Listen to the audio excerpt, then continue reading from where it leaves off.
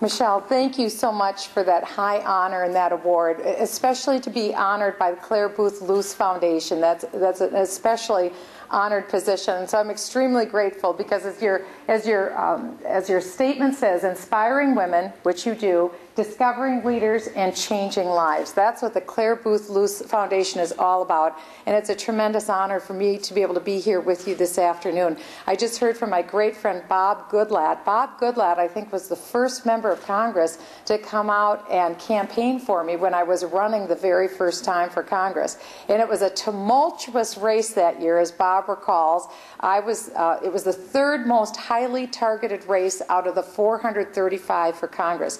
If I recall, I think the Democrats spent $9.6 million to defeat me. This is in the state of Minnesota, so a Midwestern state with about 5 million population. To spend $9.6 million is a lot of money in a race like that. And we were able to win with the help of great colleagues that came out. But I have been a perennial target of the left, and I remain that much as well this year. So it's especially an honor to be honored by the Clare Boothe Luce Foundation. And also, it isn't every day that a 54-year-old woman is a pinup girl in a calendar. So I just want you to know that is really an honor for me as well, and I appreciate that.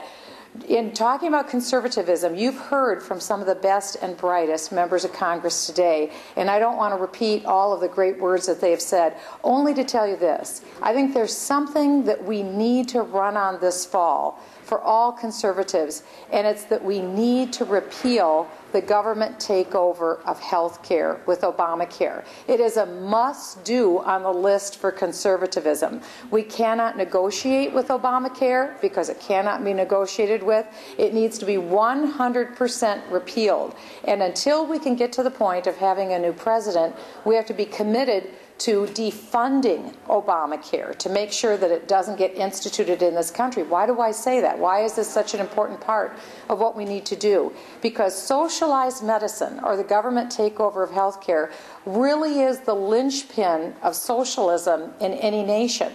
That's what the threat of Obamacare is for America, because it completely retools the way that we do business in this country. And here's the dramatic story that's taken place in America in the last 18 months. We were created 234 years ago as a free nation with a free market-based economy. That's a privilege and a gift, unlike many other nations that they have known over history. But that's something that we have been giving. And because of that foundation stone of freedom, freedom of thought, freedom of speech, freedom of expression, whether it's religious or assembly, and the freedom to be able to develop our economy, that has allowed our economy to grow and thrive from literally a backwoods, primitive, rudimentary country to the point where we have become the most prosperous that the world has ever seen.